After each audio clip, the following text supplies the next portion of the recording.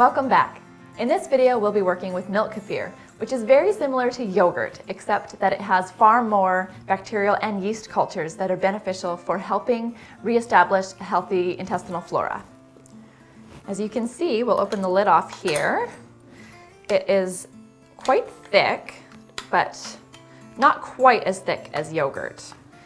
And I'm going to pull out the starter culture, which are called kefir grains. They're not actually grains. This culture is a symbiotic relationship between yeast and bacteria, and they make these sort of coral-looking lumps that you can use to start your next batch. So to start our kefir,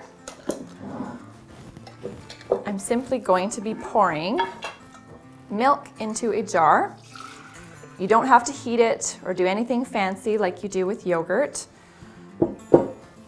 Simply fill up a jar with milk, take my grains, add them to the jar, pop on the lid, and leave this on the counter for a day or two.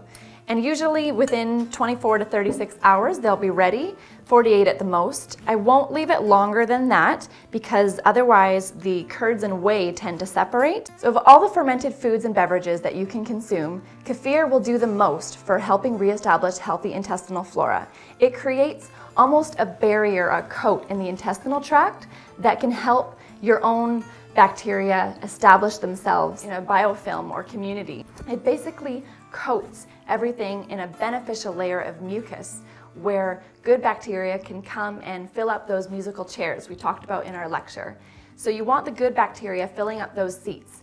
And kefir is, among all the fermented foods, the one that will help the most in reestablishing those good bacteria to have a healthy environment to set up their homes in. So this is my finished kefir, and I want to take this and strain out the whey because the whey is going to be used in a lot of our other ferments today. So I'm just going to take a jar and a metal sieve with a coffee filter and pour it right into the coffee filter. And we'll let that strain, and we'll see a very pale, yellowy, clear liquid, and that's the whey. And we'll use that to make all sorts of other ferments because it will have a lot of lactobacillus bacteria in it that can start our next cultures. So we'll set this aside and we'll leave it for a little while. It takes a couple of hours to finish doing its work, and as it strains down, I'll be able to add a bit more of the kefir.